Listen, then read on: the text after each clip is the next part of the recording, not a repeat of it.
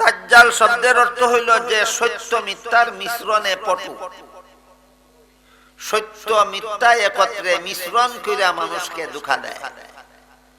যেমন অসৎ দুধের ব্যবসায়ী দুধের মধ্যে পানি মিশাইয়া মানুষকে ধোঁকা দেয়। সাদা পানি বেশিয়া ধোঁকা দেওয়া যায় না দুধের সাথে মিশাইলে? না মিশাইয়া দুধের সাথে পানি না মিশাইয়া ধোঁকা দেওয়া যায়। তাহলে ধোঁকা দিতে হয় সত্যটার সাথে মিথ্যাটা মিশাইলে। এই রকম সত্যের সাথে মিথ্যা মিশাইয়া যারা সমাজের মানুষকে ধোঁকা দেওয়ার মধ্যে প্রসিদ্ধ, এদেরকে কোরআন হাদিসের ভাষায় বলা হয় দাজ্জাল। রাসূলের হাদিসে 3 রকমের দাজ্জালের বিবরণ পাওয়া যায়। যত হাদিসে আল্লাহ রাসূল দাজ্জাল শব্দ ব্যবহার করেছেন, সবগুলি হাদিসের দাজ্জাল শব্দের অর্থ সর্বমোট 3 প্রকার দাজ্জাল। 3 প্রকার ধোঁকাবাজ মানুষকে রাসূল হাদিস শরীফে দাজ্জাল বলেছেন। কত প্রকার ধোঁকাবাজ মানুষকে দাজ্জাল বলেছেন? 3 প্রকার। এক প্রকার হইল খুদা হওয়ার মিথ্যা দাবিদার, এটাকেও রাসূল হাদিস শরীফে দাজ্জাল বলেছেন। যেমন আপনারা শুনে থাকবেন কিয়ামতের আগে কানা দাজ্জালের আবির্ভাব, এক চক্ষু অন্ধ থাকবে, এমন এক চক্ষু নাই যার তারই কানা কয় কানা। কানা দাজ্জাল আসবে, নিজেকে নিজে খুদা বলে দাবি করবে। সত্যই খুদা না খুদা হওয়ার মিথ্যা দাবিদার? এইরকম দাবিদার হইল 1 নম্বরের দাজ্জাল। যারা খুদা হওয়ার মিথ্যা দাবি করবে এরা হইল 1 নম্বরের দাজ্জাল। আরেক রকমের দাজ্জাল হইল নবী হওয়ার মিথ্যা দাবিদার, যে আসলে নবী না কিন্তু দাবি করে আমি নবী। সে কিসের মিথ্যা দাবিদার? নবী হওয়ার মিথ্যা দাবিদার। এমন এক দাজ্জালের নাম গোলাম আহমদ কাদিয়ানী। নবী না কিন্তু দাবি করছে আমি নবী। কাজেই গোলাম আহমদ কাদিয়ানী কত কোন প্রকারের দাজ্জাল? দ্বিতীয় প্রকার। আখিরি জামানায় যে দাজ্জাল আসবে কানা দাজ্জাল, এটা হলো প্রথম প্রকারের দাজ্জাল। আর গোলাম আহমদ কাদিয়ানী ছিল দ্বিতীয় প্রকারের দাজ্জাল। বুঝে থাকলে বলুন তো, খুদা হওয়ার মিথ্যা দাবিদার কোন প্রকারের দাজ্জাল? আর নবী হওয়ার মিথ্যা দাবিদার কোন প্রকারের দাজ্জাল? দ্বিতীয় প্রকারের দাজ্জাল। বুঝাইতে পারছি না? আবার কই, খুদা হওয়ার মিথ্যা দাবিদার 1 নম্বর দাজ্জাল, নবী হওয়ার মিথ্যা দাবিদার 2 নম্বর দাজ্জাল। এবার বুঝে থাকলে বলেন, খুদা হওয়ার মিথ্যা দাবিদার কত নম্বর দাজ্জাল? আর নবী হওয়ার মিথ্যা দাবিদার কত নম্বর দাজ্জাল? 2 নম্বর দাজ্জাল।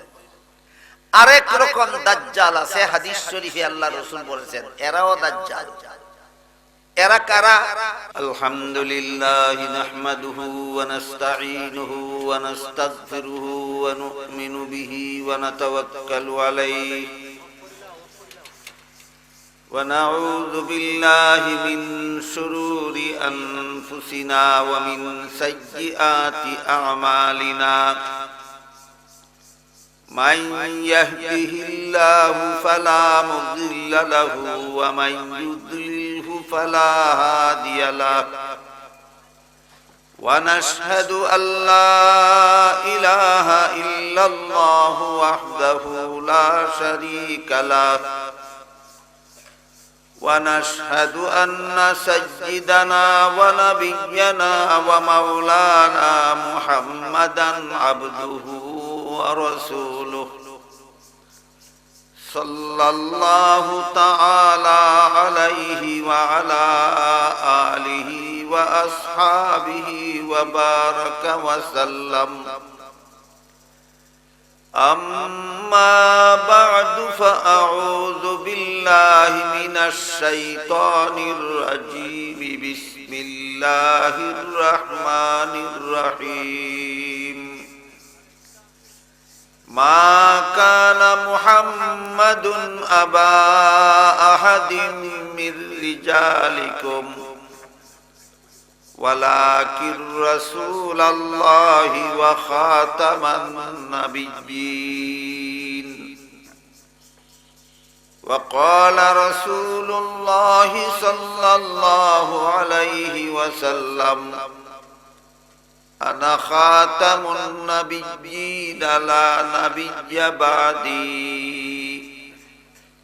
আও কামা ক্বালা আলাইহিস সালাতু ওয়াস সালাম।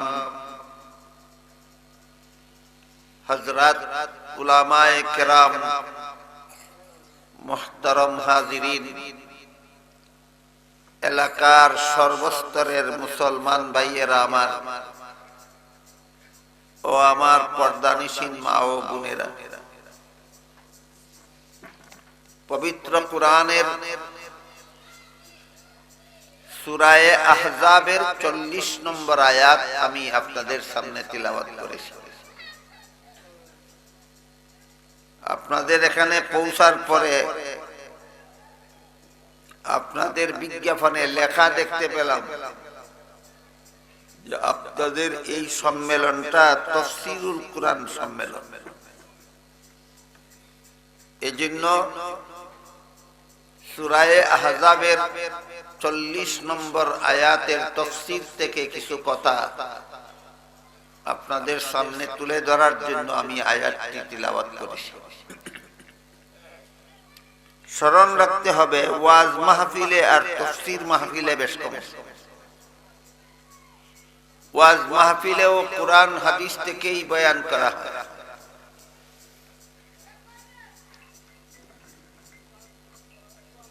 এবং তাফসীর মাহফিলেও কুরআন হাদিস থেকেই বয়ান করা হয়। কিন্তু ওয়াজের জন্য কোনো সুনির্দিষ্ট বিষয়ের দরকার হয়। যে কোনো সময় যে কোনো বিষয়ে ওয়াজ করা যায়, তবে তাফসীরের জন্য যে আয়াত তিলাওয়াত করা হবে সেই আয়াতে আল্লাহ যেই বিষয় বুঝাইছেন সেই বিষয় ব্যাখ্যা করতে হবে। যেমন ধরেন, কোরআনের আয়াতে আল্লাহ বলেছেন আকিমুস সালাহ। আকিমুস সালাহ এটা হইল কোরআনের আয়াত। এর অর্থ হইল নামাজ প্রতিষ্ঠা করা। আর তার তাফসীর হইল যেভাবে নামাজ পড়ার জন্য আল্লাহ হুকুম করেছেন, যেভাবে নামাজ পড়ার নিয়ম রাসূল শিক্ষা দিয়েছেন, সেইভাবে নামাজ পড়া। এখানে তিনটা জিনিস পৃথক পৃথক ভাবে মনে রাখা দরকার। একটা হইল কোরআনের আয়াত, একটা হইল তার অর্থ, আর একটা হইল তার তাফসীর বা ব্যাখ্যা। আকিমুস সালাত হইল কোরআনের আয়াত, নামাজ প্রতিষ্ঠা করো আয়াতের অর্থ। আল্লাহর হুকুম মতো, নবীর তরিকা মতো নামাজ পড়ো, এটা হইল আয়াতের ব্যাখ্যা বা তাফসীর। কটা জিনিস? তিনটা জিনিস। আবার বলছি, আকিমুস সালাত হইল কোরআনের আয়াত, এর অর্থ হইল নামাজ প্রতিষ্ঠা করা। কিন্তু কিভাবে নামাজ পড়লে নামাজ প্রতিষ্ঠা হয় এটা অর্থের দ্বারা বুঝে আসে, ব্যাখ্যার দ্বারা বুঝে আসে। তাই আকিমুস সালাতের ব্যাখ্যা হইল আল্লাহর হুকুম মতো নামাজ পড়ো, নবীর তরিকা মতো নামাজ পড়ো। এই ব্যাখ্যার নামই তাফসীর। কোরআনের আয়াতের মর্ম যদি অর্থের দ্বারা বুঝে আসে না, তাহলে ব্যাখ্যার মাধ্যমে বুঝার নাম তাফসীরুল কুরআন। বুঝে থাকলে একটু দয়া করে বলেন তো, আকিমুস সালাত এটা কি? কোরআনের আয়াত। নামাজ প্রতিষ্ঠা করো এটা কি? অর্থ। আর আল্লাহর হুকুম মতো, নবীর তরিকা মতো নামাজ পড়ো এটা কি? ব্যাখ্যা। এই ব্যাখ্যার নামই তাফসীর। কাজেই তাফসীর মাহফিলে যেই আয়াত তিলাওয়াত করা হবে, এই আয়াতে আল্লাহ যে বিষয় বুঝাইছেন সেই বিষয়ে আলোচনা করতে হবে। তাইলে এটা তাফসীরুল কুরআন। ধরেন আমি আকিমুস সালাত আয়াত তিলাওয়াত করলাম, আপনাদেরকে বুঝাইলাম যে রমজান মাসে কোরআন নাজিল করা হয়েছে, রমজান মাসে রোজা রাখতে হয়। সেহরির সময় খাওয়া দাওয়া করার পর সারাদিন খাওয়া দাওয়া বন্ধ রাখতে হয়, তারপরে সূর্য অস্ত গেলে পরে ইফতার করতে হয়, তারপর এশার নামাজের পর তারাবিহের নামাজ পড়তে হয়। এগুলি তো কুরআন হাদিসের কথা, কিন্তু আকিমুস সালাতের তাফসীর কি এগুলি? এগুলি কি আকিমুস সালাতের তাফসীর? তাফসীর না। তাইলে ওয়াজে আর তাফসীরে কি বেশ কম? ওয়াজেও কুরআন হাদিসের এই আলোচনা হয়, কিন্তু সুনির্দিষ্ট কোনো বিষয় থাকে না। তাফসীরে যেই আয়াত তিলাওয়াত করলেন সেই আয়াতের বিষয় বুঝাইতে হয়। এক আয়াত তিলাওয়াত করে অন্য বিষয় বুঝাইলে এটা তাফসীর হবে না, ওয়াজ হইতে পারে। কাজী ওয়াজে আর তাফসীরে যথেষ্ট পার্থক্য আছে। যেহেতু তাফসীরে যেই আয়াত তিলাওয়াত করা হয় সেই আয়াতের ব্যাখ্যা বুঝাইতে হয়, এজন্য আমি আপনাদের সামনে সূরা আহজাবের 40 নম্বর আয়াত তিলাওয়াত করেছি। এর বাইরে আলোচনা করার সুযোগ নাই আমার। বাইরে আলোচনা করলে এটা তাফসীর হবে না, সেটা ওয়াজ হয়ে যাবে। বুঝে থাকলে বলেন, সূরা আহজাবের 40 নম্বর আয়াতের মধ্যে আল্লাহ যে বিষয় বুঝাইছেন এই বিষয় ছাড়া অন্য বিষয় বুঝাইলে কি হবে? ওয়াজ হবে। আর আয়াতে আল্লাহ যে বিষয় বুঝাইছেন সেই বিষয় বুঝাইলে কি হবে? তাফসীর হবে। তাই আপনারা মনোযোগের সাথে এই সূরা আহজাবের 40 নম্বর আয়াতের ভিতরে আল্লাহ কি বুঝাইছেন ওইটা একটু বোঝার চেষ্টা করুন, তাহলে এটা হইব তাফসীর মাহফিল। আল্লাহ বলেন, মা কানা মুহাম্মাদুন আবা আহাদিন মির রিজালিকুম। এর অর্থ হলো মুহাম্মাদুর রাসূলুল্লাহ সাল্লাল্লাহু আলাইহি ওয়াসাল্লাম তোমাদের কোন যুবকের পিতা নন। যুবকের বললেন কেন? কারণ কয়েকজন শিশুর পিতা ছিলেন। রাসূল করিম সাল্লাল্লাহু আলাইহি ওয়াসাল্লামকে আল্লাহ কয়েকজন ছেলে সন্তান দান করেছিলেন। রাসূলের সমস্ত ছেলেগণ শিশুকালে ইন্তেকাল করেছে। একজন শিশুও যৌবন কাল পর্যন্ত পৌঁছতে পারেননি, শিশুকালেই ইন্তেকাল করেছে। তাহলে আমাদের নবী কোন যুবক পুরুষের পিতা ছিলেন না কয়েকজন শিশু ছেলের পিতা ছিলেন? এজন্য আল্লাহ বলেন, মা কানা মুহাম্মাদুন আবা আহাদিন মির রিজালিকুম। মুহাম্মদ সাল্লাল্লাহু আলাইহি ওয়াসাল্লাম তোমাদের কোন যুবকের পিতা নন। এই কথা বলার সাথে সাথে একটা প্রশ্ন জাগে। কি প্রশ্ন জাগে? যে সমস্ত নবী রাসূলগণই যার যার উম্মতের রূহানি পিতা হয়ে থাকে। কি পিতা? রূহানি পিতা। আমার মুহাম্মদুর রাসূলুল্লাহ যদি আমাদের পিতা না হন তাহলে তিনি নবী হবেন কিভাবে? নবী মানেই তো উম্মতের রূহানি পিতা। এমন একজন নবী নাই যিনি তার উম্মতের রূহানি পিতা। সমস্ত নবী যার যার উম্মতের রূহানি পিতা।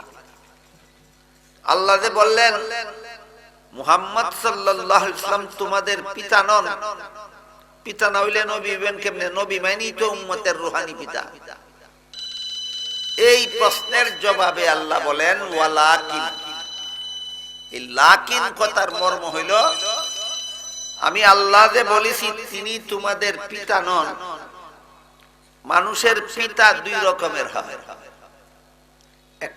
একরকম হইল বংশগত পিতা, আর একরকম হইল রূহানি পিতা, আধ্যাত্মিক পিতা। পিতা কত রকম?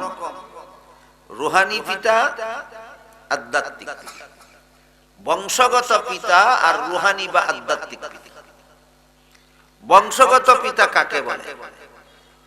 যে পিতার শরীরের অংশ দ্বারা সন্তানের শরীর গঠন হয়, এমন পিতাকে বংশগত পিতা বলা হয়।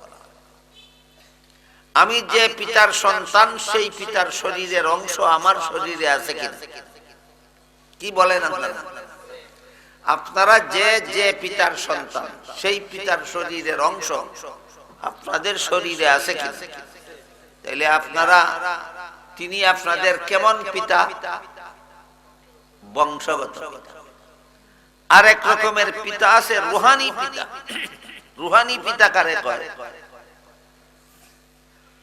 যে পিতার পবিত্র আত্মার পরশে অপরের আত্মা পবিত্র হয়, তাকে রুহানি পিতা বলা হয়, আধ্যাত্মিক পিতা বলা হয়।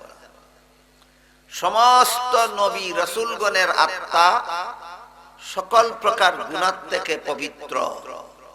সমস্ত নবী রাসূলগণের আত্মা সকল প্রকার গুনাহ থেকে পবিত্র।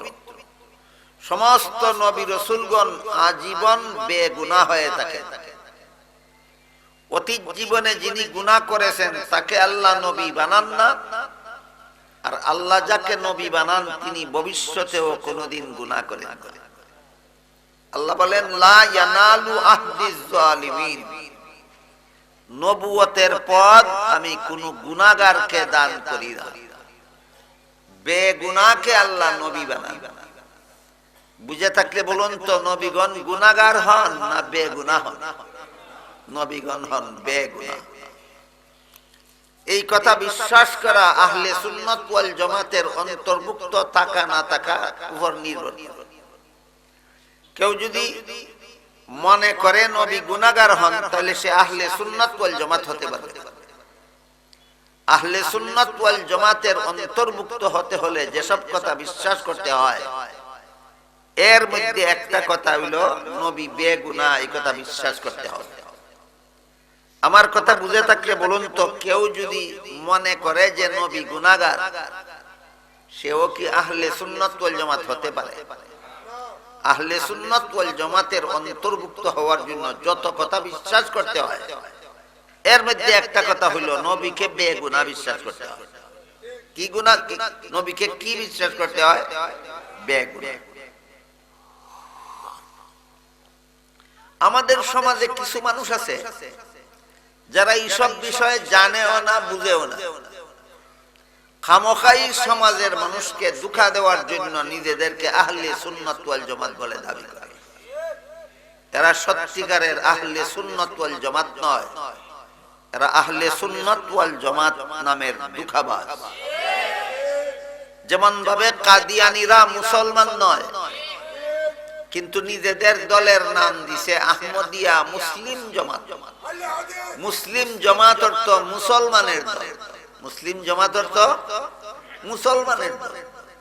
কাদিয়ানীরা মুসলমানের দল না কাফিরের দল? কাফিরের দল নিজেদেরকে মুসলমানের দল নাম দিল কেন? সমাজের মানুষকে ধোঁকা দেওয়ার জন্য।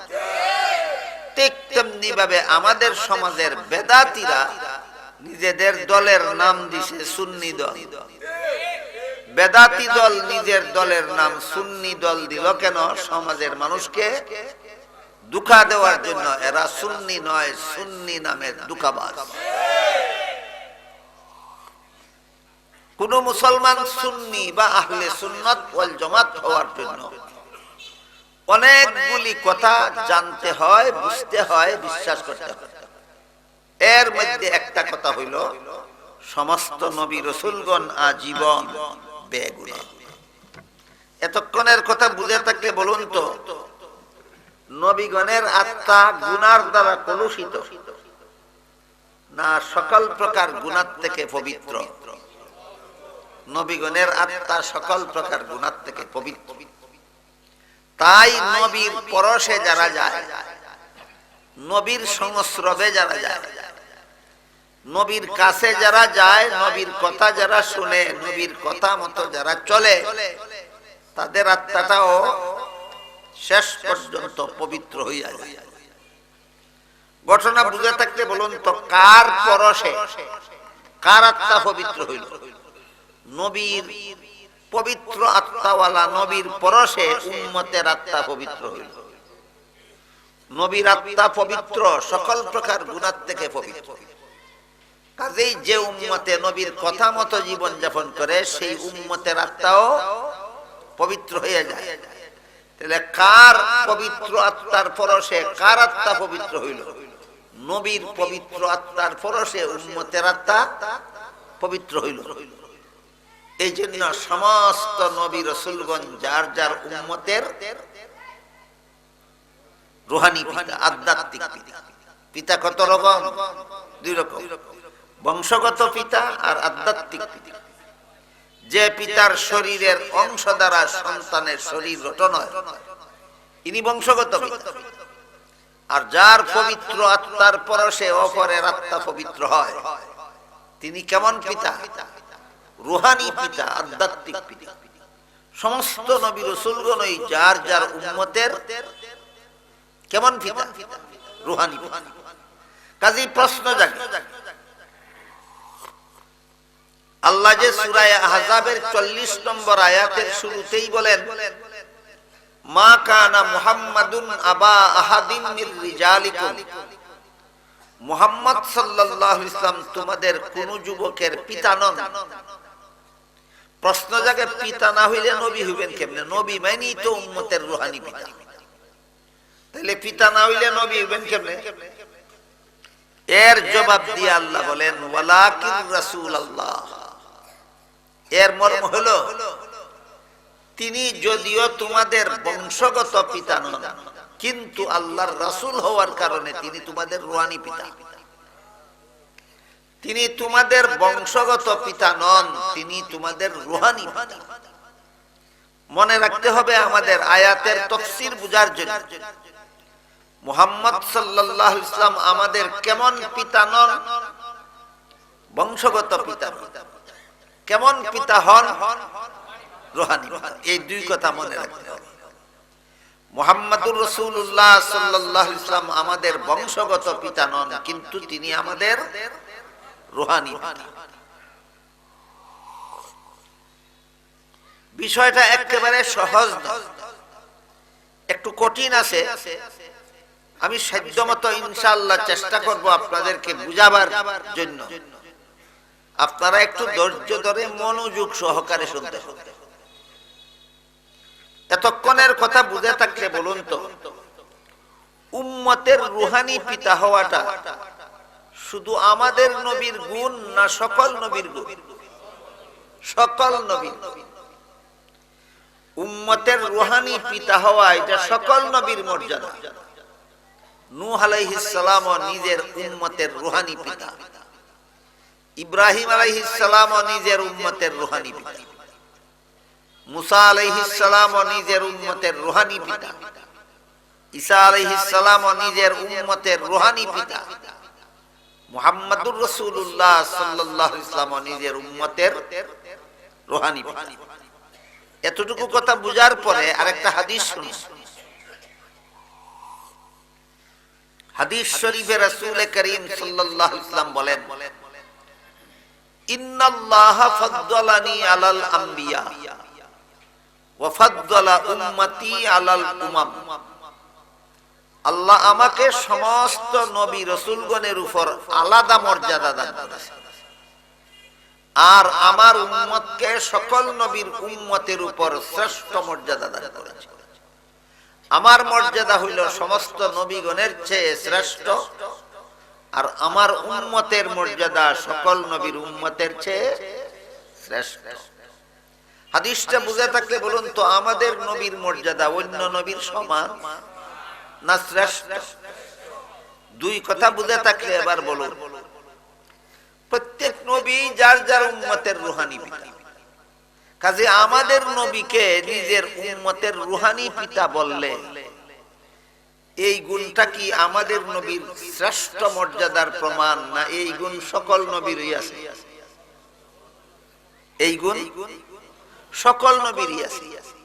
কাজে আমাদের নবীকে নিজের উম্মতের রুহানি পিতা বললে এটা আমাদের নবীর আলাদা মর্যাদা বোঝায় না, কারণ এই মর্যাদা তো সকল নবীরই আছে।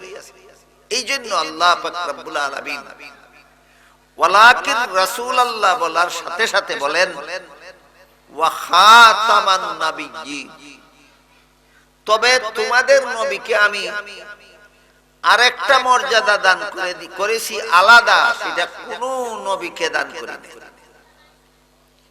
সেই মর্যাদাটা হইল তোমাদের নবীকে খাতামুন নবিয়্যিন বানাইছি।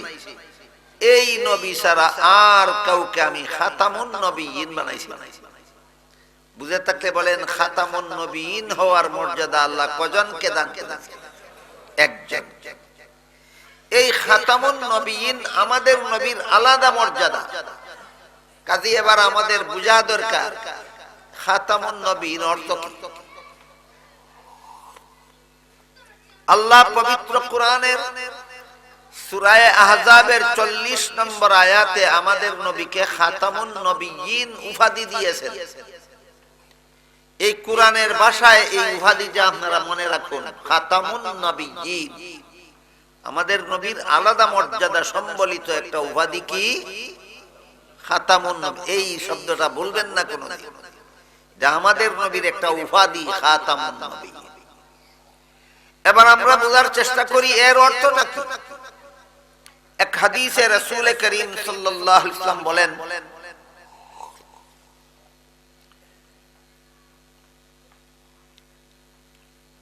আনা খাতামুন নাবিয়্যিনা লা নাবিয়্যা বাদি।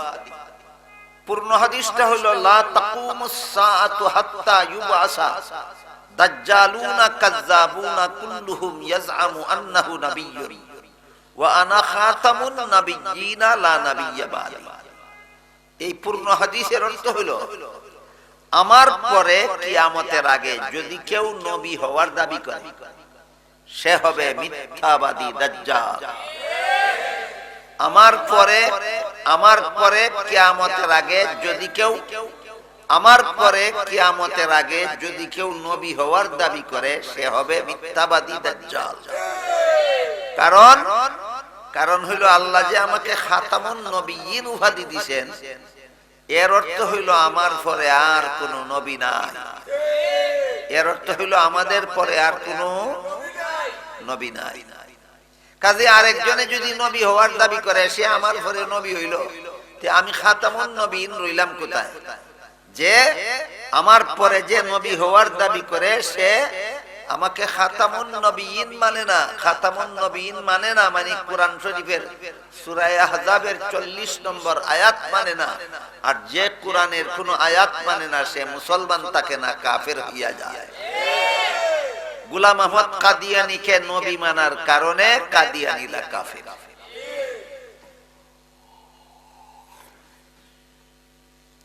আল্লাহ রাসূল বলেন, কিয়ামতের আগে আমার পরে কিয়ামতের আগে যেই নবী হওয়ার দাবি করবে সেই হবে মিথ্যাবাদী দাজ্জাল।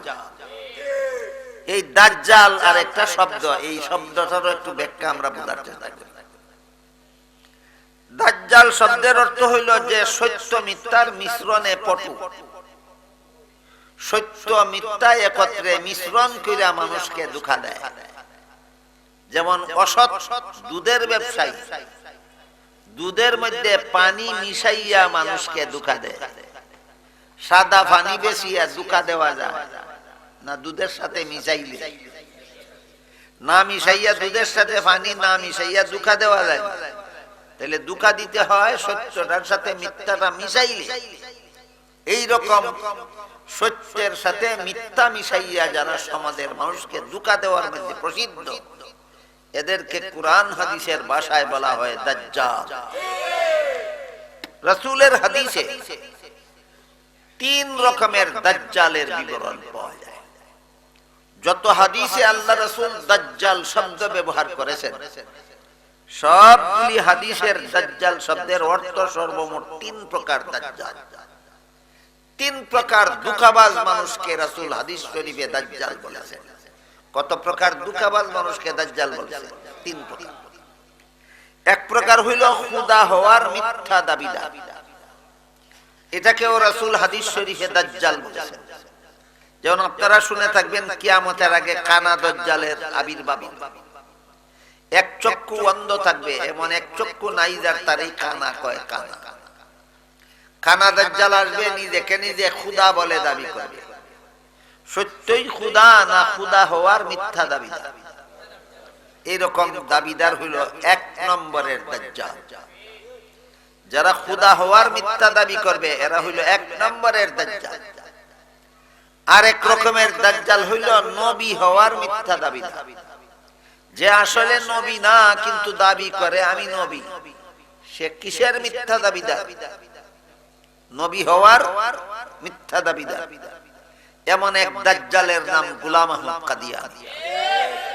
নবী না, কিন্তু দাবি করছে আমি নবী। কাজেই গোলাম আহমদ কাদিয়ানী কত কোন প্রকারের দাজ্জাল? দ্বিতীয় প্রকার। আখিরি জমানায় যে দাজ্জাল আসবে, কানা দাজ্জাল, এটা হলো প্রথম প্রকারের দাজ্জাল। আর গোলাম আহমদ কাদিয়ানী ছিল দ্বিতীয় প্রকারের দাজ্জাল।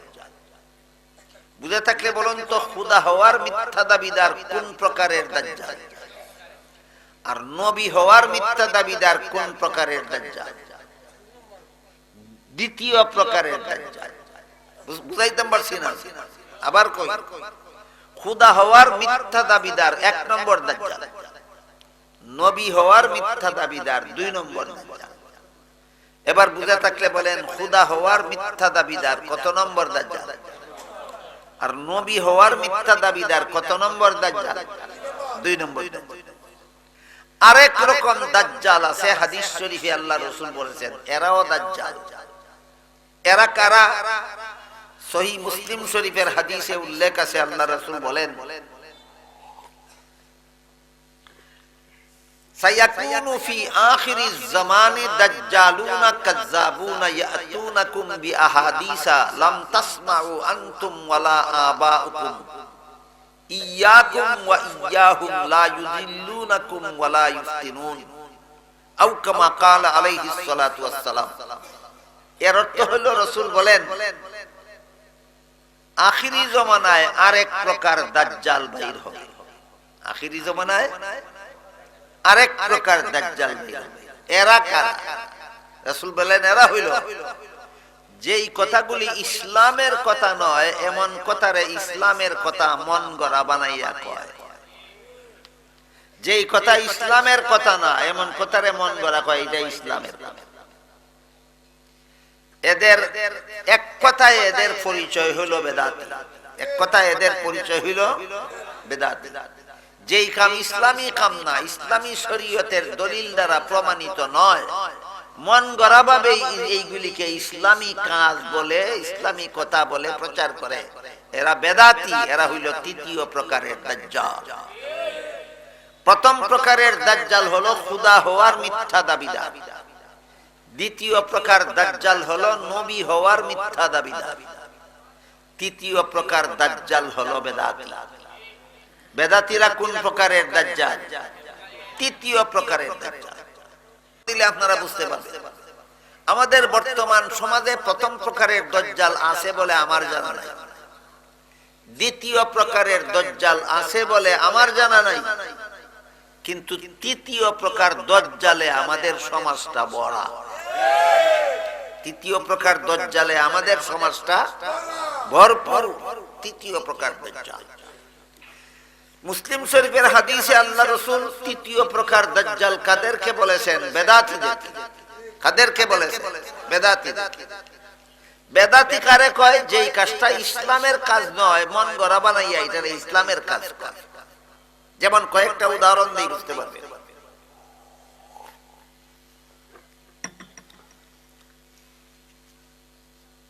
নবীর তরিকা মতো আজান শেষ করার পরে দুরূদ শরীফ পড়া ইসলামের বিধান। আজান শুরু করার আগে দুরূদ শরীফ পড়া ইসলামের বিধান নয়। আমার কথা বুঝে থাকলে বলুন তো, ইসলামে দুরূদ শরীফ আছে আজানের আগে না পরে? বর্তমানে একদল লোক আজানের আগে দুরূদ শরীফ পরে পরে ওই না। যেটা সুন্নত এটা করে ওই না, যেটা বিদআত সেটা ওই করে। আজানের আগে কিছু লোকে দুরূদ শরীফ পড়ে কি? আমার কথা বুঝে থাকলে বলেন, এটা সুন্নত না বিদআত? বিদআত। যেমন ভাবে নামাজের শেষে দুরূদ শরীফ আছে, শুরুতে নাই। নামাজের শেষে দুরূদ শরীফ পড়া সুন্নত, নামাজের শুরুতে দুরূদ শরীফ পড়া ইসলামের বিধানে নাই। কিন্তু একজনের দুরূদ শরীফের ফজিলত শুনল। হাদিস শরীফে রাসূল বলেছেন, যে ব্যক্তি আমার প্রতি একবার দুরূদ শরীফ পড়বে, আল্লাহ তার প্রতি 10 বার রহমত নাযিল করবে, 10টা গুনাহ মাফ করবে, 10টা মর্যাদা বাড়ায় দেবে। কবার দুরূদ শরীফ পড়লে? একবার। এই কথা শুনিয়া এক ব্যক্তি বলে, এত বড় ফজিলতের দুরূদ শুধুমাত্র নামাজের শেষে পড়ব কেন? নামাজের শুরুতেও একবার পড়া লই, সওয়াবের কাম তো। নিয়ত বান্দা সুবহানাকা পড়ার আগে দুরূদ শরীফ পড়াই। এই দুরূদ শরীফ সুন্নাত না বেদাত? কেন বেদাত? এটা ইসলামে নাই, ইসলামে নাই। যেমন ভাবে নামাজের শেষে দুরূদ শরীফ আছে ইসলামে, শুরুতে নাই, পড়লে হবে বেদাত। ঠিক তেমনি ভাবে আজান শেষ করার পর দুরূদ শরীফ পড়া ইসলামে আছে, আজান শুরু করার আগে দুরূদ শরীফ পড়া ইসলামে নাই, পড়লে হবে বেদাত। গেল একটা বিদাতের উদাহরণ। 2 নম্বর, 5 বেলার ফরজ নামাজের সালাম ফিরাবার পর মুনাজাত করার কথা বহু হাদিসে আছে। ফরজ নামাজের পরে দোয়া কবুল হয়, 5 বেলার ফরজ নামাজের পরে দোয়া কবুল হয়। বাকি রইল এই দোয়া একা একা করব না দল বেঁধে করব, এই দোয়া হাদিসে উল্লেখিত দোয়া করব না যার যার ভাষায় দোয়া করব, সেই আলোচনা ভিন্ন। কিন্তু ফরজ নামাজের পরে দোয়া করলে, 5 বেলার ফরজ নামাজের পরে দোয়া করলে দোয়া কবুল হয়, এটা ইসলামে আছে, অনেক হাদিসে আছে। যদি এই দোয়াটাকে জরুরি মনে না করা হয় এবং যদি এই দোয়াটাকে নামাজের অংশ মনে না করা হয়, ফজরের 2 রাকাত ফরজ নামাজের সালাম ফিরাইয়া আপনি দোয়া করতে পারবেন, এটা নামাজের অংশ নয় এবং দোয়া করা জরুরি না। একজনে না করলে তার গুনাহ হবে না, একজনে না করলে তার গুনাহ হবে না, আপনি করলে সওয়াব পাইবেন, সেটা ভিন্ন কথা। বুঝা থাকলে বলেন এই দুইটা শর্তে, ফরজ নামাজের সালাম ফিরাবার পর, 5 বেলার ফরজ নামাজের সালাম ফিরাবার পর দোয়াকে নামাজের অংশ মনে না করে এবং দোয়াকে জরুরি মনে না করে দোয়া করা ইসলামে আছে, ইসলামে আছে। কিন্তু জানাজার সালাম ফিরাবার পর দোয়া করা ইসলামে নাই। 5 বেলার ফরজ নামাজের সালাম ফিরাবার পরে দোয়া করা ইসলামে আছে, জানাজার সালাম ফিরাবার পরে দোয়া করা ইসলামে নাই। এখন যদি কেউ বলে 5 বেলার ফরজ নামাজের পরে দোয়া সালাম ফিরাবার পরে দোয়া করতে পারি, জানাজার পরে করতে পারবো না কেন? এটা তোমার যুক্তি, এটা নবীর সুন্নাত নয়। কাজেই যেই কাজ মন গড়া যুক্তি দিয়া করা হয়, শরীয়তের দলিলে নাই, এই কাজের নামই বিদআত। সুতরাং আজানের আগে দুরূদ শরীফ পড়া যেমন বিদআত, জানাজার সালাম ফিরাবার পর মুনাজাত করা তেমন বিদআত। দুইটা বিদআতের উদাহরণ দিলাম, আরেকটা বিদআতের উদাহরণ দিলাম। হাদিস শরীফে রাসূল করিম সাল্লাল্লাহু আলাইহি ওয়াসাল্লাম বলেন, আল্লাহর পক্ষ থেকে আমার মুসলমান উম্মতের জন্য বৎসরে 2টা ঈদের ব্যবস্থা দেওয়া হয়েছে। কটা ঈদ? বৎসরে 2টা ঈদ। সপ্তাহে একটা ঈদ আছে শুক্রবার, সেটা ভিন্ন কথা, এটা সাপ্তাহিক ঈদ। শুক্রবারের ঈদটা বাৎসরিক না সাপ্তাহিক? আর রাসূল যে বলেছেন 2টা ঈদ, এটা সাপ্তাহিক না বাৎসরিক? আমার মুসলমান উম্মতের জন্য বাৎসরিক 2টা ঈদ আল্লাহর পক্ষ থেকে দেওয়া হয়েছে। একটা ঈদের নাম ঈদুল ফিতর আর একটা ঈদের নাম ঈদুল আজহা। ঈদুল ফিতর হয় শাওয়াল মাসের 1ম তারিখে আর ঈদুল আজহা হয় জিলহজ মাসের 10 তারিখে। বলেন তো মুসলমানের বাৎসরিক ঈদ ইসলাম ধর্মের বিধান মতো কটা? 2টা। কিন্তু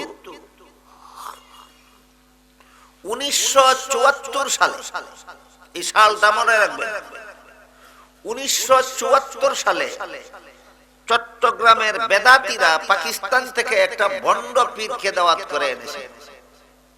সেই ভণ্ড পীরের নাম হইল তৈয়ব শাহ।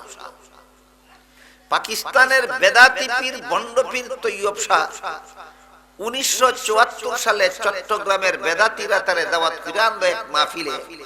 আর ওইখানে সে বলে গেছিল যে প্রতি বছর 12ই রবিউল আউয়ালে তোমরা ঈদে মিলাদুন নবী পালন করবে এবং মিছিল করবে, মিছিলের নাম দিবে জশ্নে জুলুসে ঈদে মিলাদুন নবী। এরপর থেকে বাংলাদেশে বেদাতি দলটা জশ্নে জুলুসে ঈদে মিলাদুন নবী নামে একটা মিছিল করে প্রত্যেক বছর 12ই রবিউল আউয়ালে, এবং এই রবিউল আউয়ালের 12 তারিখকে তারা সবচেয়ে বড় ঈদের দিন কয়, আর এই ঈদের নাম ঈদে মিলাদুন নবী কয়। আমি আবারও আপনাদেরকে জিজ্ঞাসা করি, আপনাদের নবী বলে গেছেন মুসলমানের বাৎসরিক ঈদ কটা?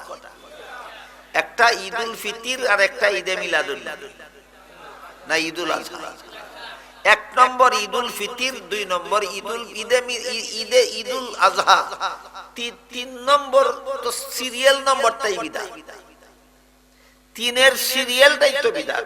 রাসূল বলেছেন 2টা, তোমরা বানাইছো 3টা, 2 এর জায়গা 3 করা বিদাত। ঈদুল ফিতর ঈদুল আজহার পরে ঈদে মিলাদুন নবী পালন করা বিদাত।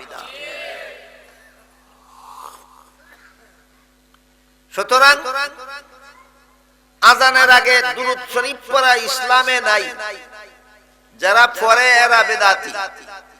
জানাজার নামাজের পরে মুনাজাত করা ইসলামে নাই, যারা করে তারা বিদাতি।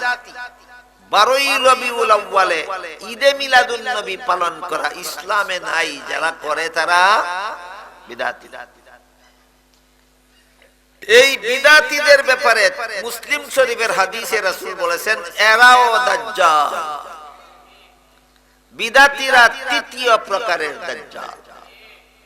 মুফাসসিরিনে কেরাম তাফসীরের কিতাবে লেখেন বিদাতিরা দাজ্জাল কেন? দাজ্জাল তো নবুয়তের মিথ্যা দাবিদারকে বলে, নবী হওয়ার মিথ্যা দাবিদার যে তার নাম দাজ্জাল। বেদাতিরা তো নবী দাবি করছে না, সে কেমনে দাজ্জাল হইল? প্রশ্ন বুঝলেন কিনা আপনারা? গোলাম আহমদ কাদিয়ানী নবী হওয়ার মিথ্যা দাবি করছে, এই জন্য দাজ্জাল। বেদাতিরা কেন দাজ্জাল? এই প্রশ্নের জবাবে মুফাসসিরিনে কেরাম তাফসীরের কিতাবে লেখেন নবুয়তের মিথ্যা দাবিদার গোলাম আহমদ কাদিয়ানী সে হইল ডাইরেক্ট দাজ্জাল, আর বেদাতিরা হইল ইনডাইরেক্ট দাজ্জাল। ডাইরেক্ট আর ইনডাইরেক্টের বেশি।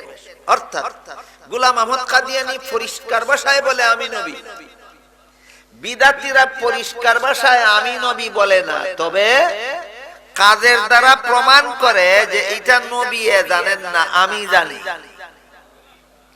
আজানের আগে দুরূদ শরীফ পড়লে যে সওয়াব হয়, নবী যদি জানতেন অবশ্যই আমাদেরকে বলতেন। নবী জানেন না, এই জন্য তিনি বলেননি, আমরা জানি এই জন্য করি। নবী দাবি করলো না নবীর থেকে আরো বড় হওয়া দাবি করবে। জানাজার নামাজ পড়ে মুনাজাত করলে যে সওয়াব হয়, এটা নবী জানেন না, এই জন্য নবী কোনোদিন এই মুনাজাত করছেন না। আমি জানি সওয়াব দেওয়া, এই জন্য আমি করি। বলেন ভাষার দ্বারা নবী দাবি করছে না কাজের দ্বারা নবী দাবি করছে? ইনডাইরেক্ট দাজ্জাল। ঠিক তেমনি ভাবে 12ই রবিউল আউয়ালে ঈদে মিলাদুন নবী পালন করন যে একটা ইসলামের কাজ, এটা নবীর জানা নাই, এই জন্য নবী বলেন না, আমার জানা আছে এই জন্য আমি করি। এই জন্য মুফাসসিরিনে কেরাম তাফসীরের কিতাবে লিখেছেন বেদাতিরা নবীর দরবারের জঘন্যতম বেয়াদব। বেদাতিরা নবীর দরবারের জঘন্যতম বেয়াদব। এরা আমি নবী কয় না, এরা বুঝাইতে চায় যে নবীর থেকে আমি বেশি জানি। আমি নবী কয় না, নবীর থেকে বেশি জানি বুঝাইতে চায়, নবীর থেকে বেশি জানে বুঝাইতে চায়। কাজেই 2য় প্রকারের দাজ্জাল থেকে 3য় প্রকার দাজ্জাল জঘন্যতম দাজ্জাল। এবার বুঝে থাকলে বলুন দাজ্জাল কত প্রকার? 3 প্রকার। খুদা হওয়ার মিথ্যা দাবিদার দাজ্জাল, উদাহরণ হইল কানা দাজ্জাল। নবী হওয়ার মিথ্যা দাবিদার দাজ্জাল, উদাহরণ হইল গোলাম আহমদ কাদিয়ানী। আর কাজে কর্মে নবী হওয়ার মিথ্যা দাবিদার, এর উদাহরণ হইল বিদাতি। এরা বিদাতি হইল 3য় প্রকারের দাজ্জাল। তিরমিজি শরীফের বর্ণিত হাদিসে রাসূল করিম সাল্লাল্লাহু আলাইহি ওয়াসাল্লাম 2য় প্রকার দাজ্জালের বিবরণ দিয়া বলে লা তাকুমুস সাআতু হাত্তা ইউবআসা দাজ্জালুনা কাজ্জাবুনা কুল্লুহুম ইয়াজআমু আন্নাহু নাবিয়্যুন ওয়া আনা খাতামুন নাবিয়্যিনা লা নাবিয়্যা বাদি। আমার পরে কিয়ামতের আগে যেই নবী হওয়ার দাবি করবে সেই হবে মিথ্যাবাদী দাজ্জাল। কারণ আল্লাহ যে আমাকে খাতামুন নবিয়্যিন উপাধি দিয়েছেন, মনে বলেছিলাম এই কথাটা মনে রাখুন, কি উপাধি দিয়েছেন? খাতামুন নবিয়্যিন। আল্লাহ সূরা আহজাবের 40 নম্বর আয়াতে বলেছেন ওয়ালাকিন রাসূলুল্লাহি ওয়া খাতামান নাবিয়্যিন।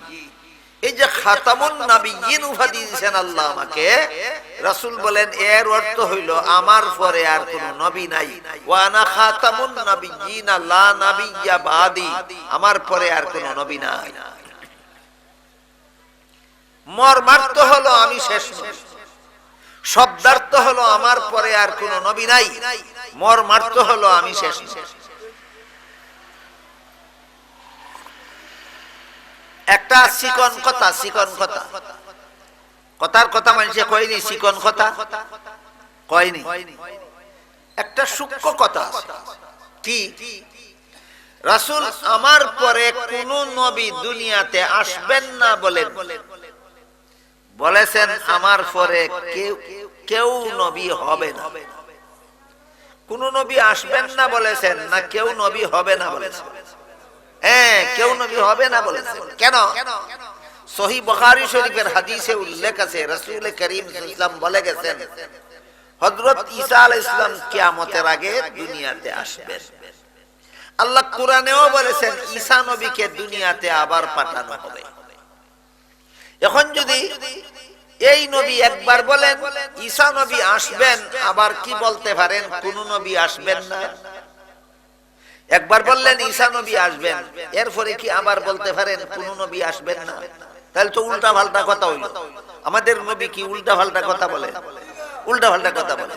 যেহেতু আমাদের নবী একবার বলেছেন ঈসা নবী আসবেন, এই জন্য আমার পরে আর কোন নবী আসবেন না বলেননি, বলেছেন আমার পরে আর কেউ নবী হবে না। ঈসা নবী আসবেন কেন?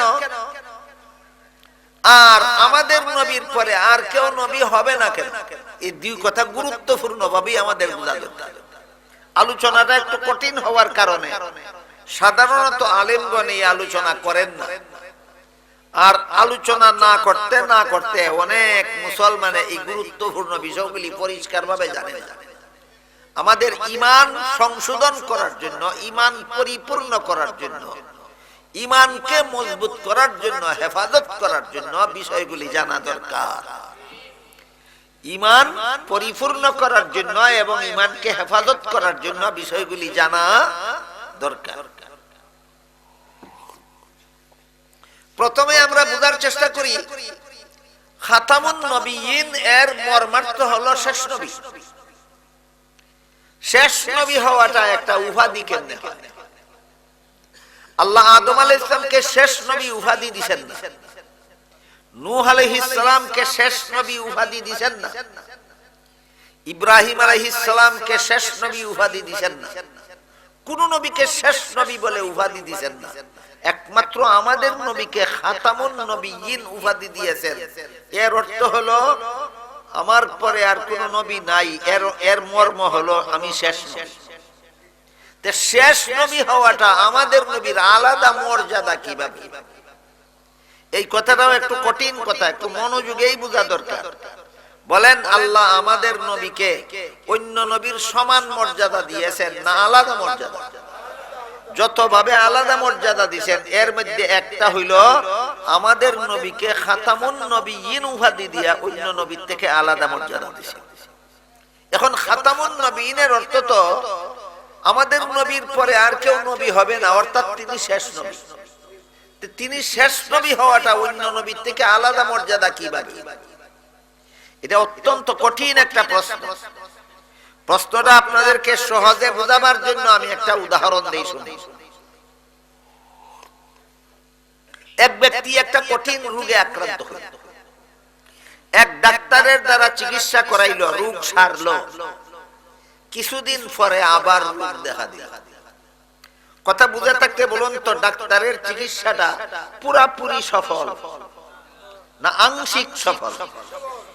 আরেক ডাক্তার দিয়ে চিকিৎসা করাইলো, কিছুদিনের জন্য সারলো।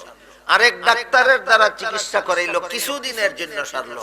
বলেন যত ডাক্তারই চিকিৎসা করতেছে পুরাপুরি সফল হয় না আংশিক সফল? এই কারণে রোগী যতবারই রোগ নতুন ভাবে দেখা দেয় ততবারই নতুন ডাক্তার দিয়া চিকিৎসা করায়।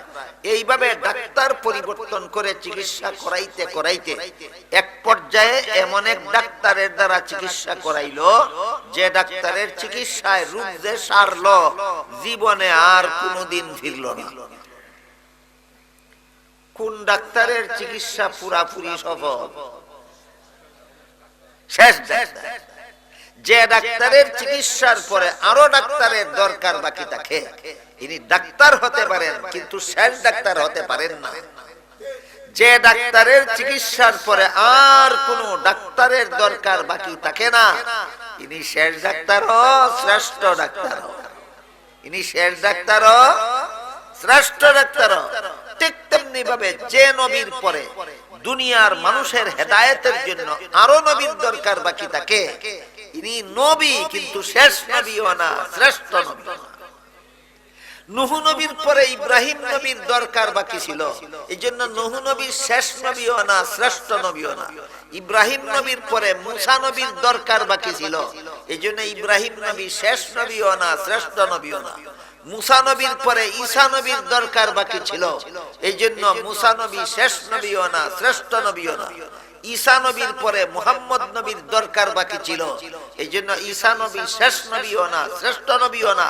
মুহাম্মদ নবীর পরে দুনিয়াবাসী মানুষের হেদায়েতের জন্য আর কোন নবীর দরকার বাকি নাই, সুতরাং তিনি শেষ নবীও, তিনি শ্রেষ্ঠ নবীও। এক কথায় শেষ ডাক্তার যে, শ্রেষ্ঠ ডাক্তার সে। শেষ ডাক্তার যে, শ্রেষ্ঠ ডাক্তার সে। ঠিক তেমনি ভাবে শেষ নবী যিনি, শ্রেষ্ঠ নবী তিনি। এবার বলেন তো, শেষ নবী হওয়াটা আমাদের নবী শ্রেষ্ঠ নবী হওয়ার প্রমাণ কিনা? শেষ নবী হওয়াটাই আমাদের নবীর শ্রেষ্ঠ হওয়ার প্রমাণ। এই জন্য আল্লাহ বলেন ওয়ালাকিন রাসূলুল্লাহি ওয়া খাতামান নাবিয়্যিন, তিনি আল্লাহর রাসূল হওয়ার কারণে অন্যান্য নবীদের মতো তিনিও তোমাদের রূহানী বাবা, কিন্তু খাতামুন নবিয়্যিন হওয়ার কারণে তিনি আর কোন নবীর সমান মর্যাদা সম্পন্ন নন, তিনি সমস্ত নবীর চেয়ে শ্রেষ্ঠ মর্যাদার অধিকারী। এক প্রশ্নের জবাব বুঝলাম, শেষ নবী হওয়ার কারণে শ্রেষ্ঠ মর্যাদা কিভাবে হলো? বিষয়টা কি আপনারা বুঝতে পেরেছেন? দুই নম্বর প্রশ্ন, ঈসা নবী আসবেন কেন? আর ঈসা নবী যদি আসবেনই, তাহলে আমাদের নবী শেষ নবী রইলেন কোথায়? কটা প্রশ্ন? দুইটা প্রশ্ন। ঈসা নবী আসবেন কেন বুঝলে তিন নম্বর প্রশ্নের জবাব বোঝা সহজ হয়ে যাবে। হযরত ঈসা আলাইহিস সালামকে হত্যা করে ফেলার জন্য একদল শত্রুরা একা একা তার ঘরের ভিতরে ঢুকে পড়ে। যে ঘরের ভিতরে ঈসা আলাইহিস সালাম একা ছিলেন, ওই ঘরের ভিতরে অস্ত্র শস্ত্র নিয়ে একদল শত্রু ঈসা নবীর ঘরের ভিতরে ঢুকে গিয়েছিল। এই ঘরের ভিতরে কজন ছিলেন? একজন। কে ছিলেন? ঈসা আলাইহিস সালাম। ঢুকলো কারা? একদল শত্রুরা। কেন? তাকে হত্যা করার জন্য। এমত অবস্থায় আল্লাহ পাক রব্বুল আলামিন হযরত ঈসা আলাইহিস সালামকে বললেন, ইয়া ঈসা ইন্নী মুতাওয়াফফিকা ওয়া রাফিউকা ইলাইয়া। ও ঈসা আলাইহিস সালাম, এই শত্রুদের হাত থেকে আপনাকে হেফাজত করার জন্য মরণ বাকি রেখেই সশরীরে জীবিত অবস্থায় আপনাকে আমি আসমানে উঠাইয়া নিচ্ছি। এই কথা বলে ঈসা আলাইহিস সালামকে আল্লাহ আসমানে উঠাইয়া নিলেন, মরণ বাকি রয়েছে, সশরীরে জীবিত অবস্থায় শত্রুদের হাত থেকে হেফাজত করার জন্য আল্লাহ ঈসা নবীকে জীবিত অবস্থায় আসমানে উঠাইয়া নিয়েছেন। বলেন কোন কাজ বাকি রয়েছে কি? তার দুনিয়াতে কোন কাজ বাকি আছে কি? কাজ? মরণ। এই বাকি ঘটনা শোনার আগে এখানে আরেকটা মাসালা এসে পড়ে, নবীর মরণ প্রসঙ্গ। হাদিস শরীফে রাসূল করিম সাল্লাল্লাহু আলাইহি ওয়াসাল্লাম বলেছেন, আল আম্বিয়াউ আহইয়াউন ফি কুবুরিহিম ইউসাল্লুন। নবী রাসূলগণকে দাফন করা মাত্রই আল্লাহ তাদেরকে জীবিত করে দেন এবং প্রত্যেক নবী দাফনের পরে কিয়ামত পর্যন্ত রওজা শরীফের ভিতরে জীবিত অবস্থায় থাকে।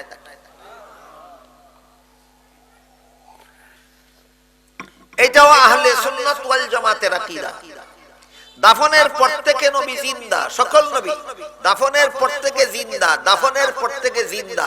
যদি বিশ্বাস করেন তাহলে আপনি আহলে সুন্নাত ওয়াল জামাত হতে পারেন, আর যদি দাফনের পরে নবী জিন্দা বিশ্বাস করেন না, আপনি আহলে সুন্নাত ওয়াল জামাত হতে পারেন না। আমার কথা বুঝে থাকলে বলুন, আকাশ ফাটা চিৎকার দিয়েই মানুষ আহলে সুন্নাত ওয়াল জামাত হয়ে যায় না কিছু কথা জানতে হবে, মানতে হবে? যত কথা জানতে হবে, মানতে হবে আহলে সুন্নাত ওয়াল জামাতের অন্তর্ভুক্ত হওয়ার জন্য।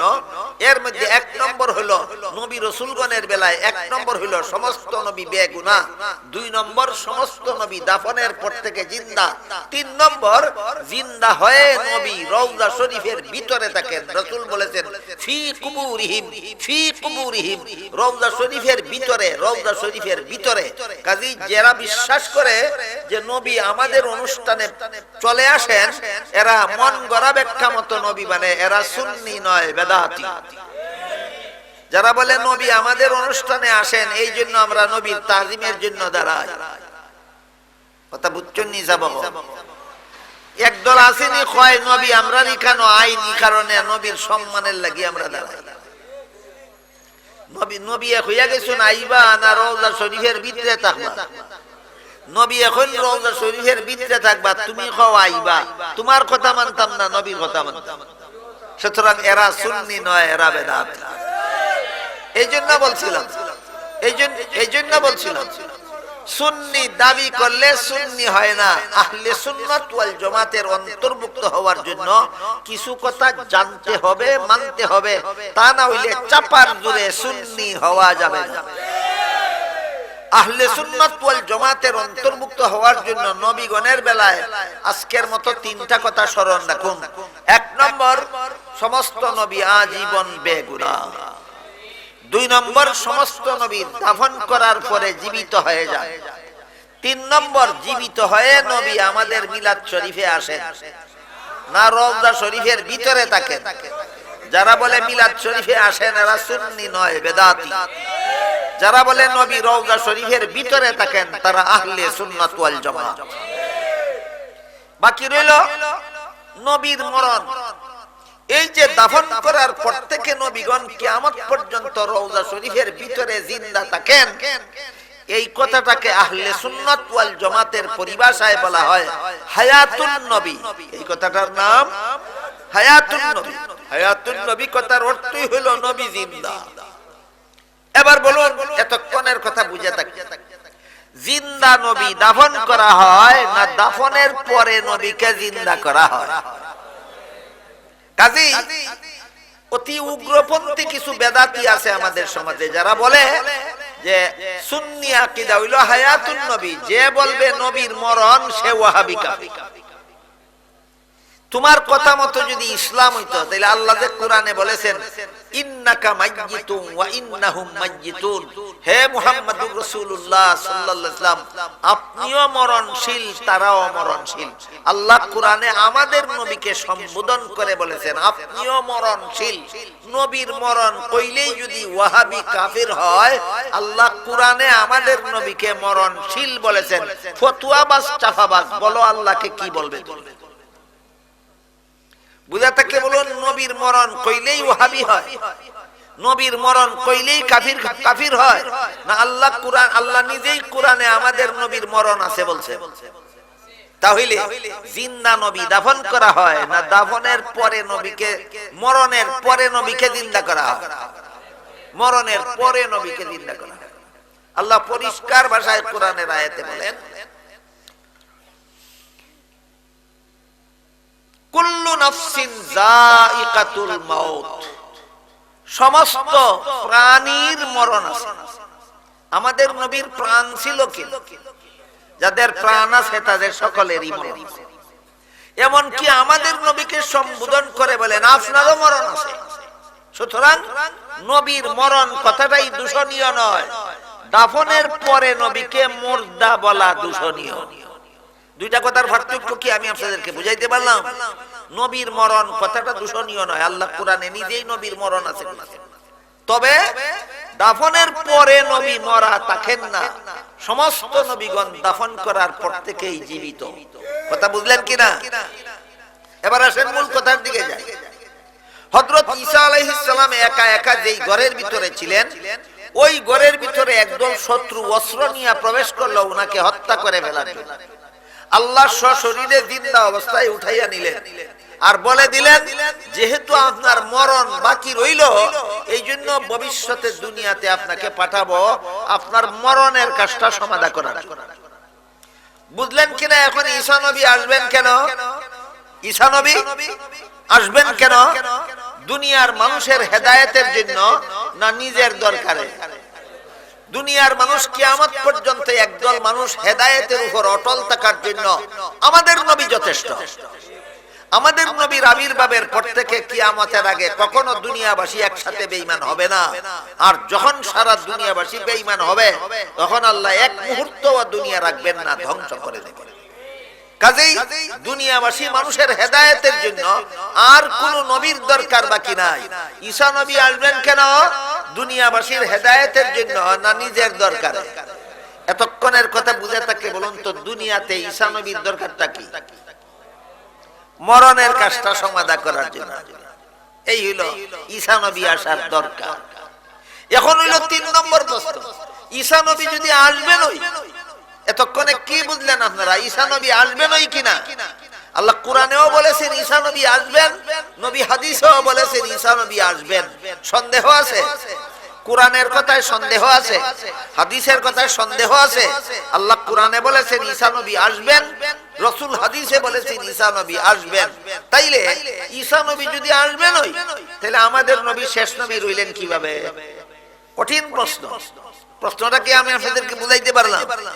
এই কঠিন প্রশ্নের জবাবটাও সেই ডাক্তারের উদাহরণ দ্বারাই আমরা বোঝার চেষ্টা করি। ধরেন বলা হয় সমস্ত নবী রাসূলগণের সংখ্যা 2,24,000। এটা একটা আন্দাজে আনুমানিক কথা, এটা সঠিক নাও হইতে পারে।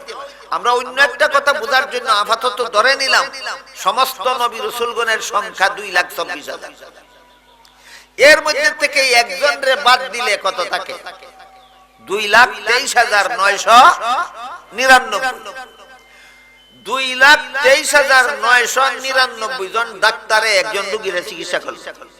একজন ডাক্তার যদি রোগীর বাড়িতে আসে রোগীর চিকিৎসার জন্য নয়, নিজের দরকার, তাইলে কি শেষ ডাক্তার থাকে না?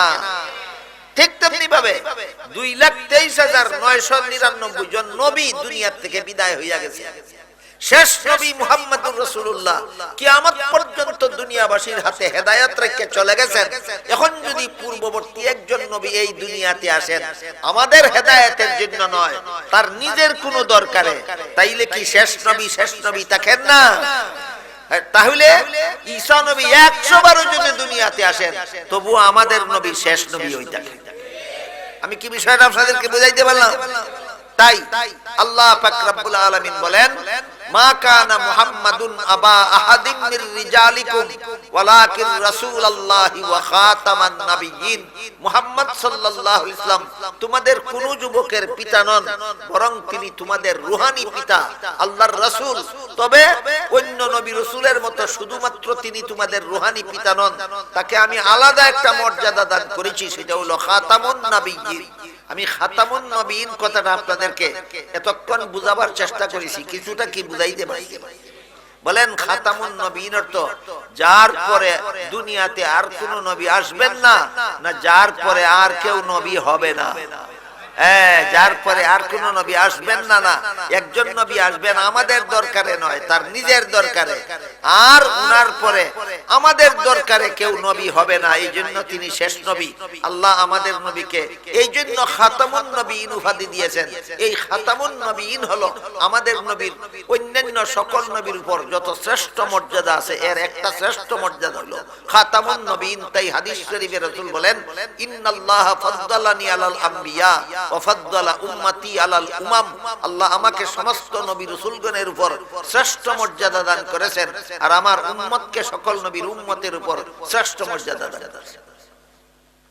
হাসরের মাঠে অন্য নবীর উম্মতের আগে এই নবীর উম্মতের হিসাব নিকাশ আল্লাহ সমাধা করে দেন। কোন কারণে?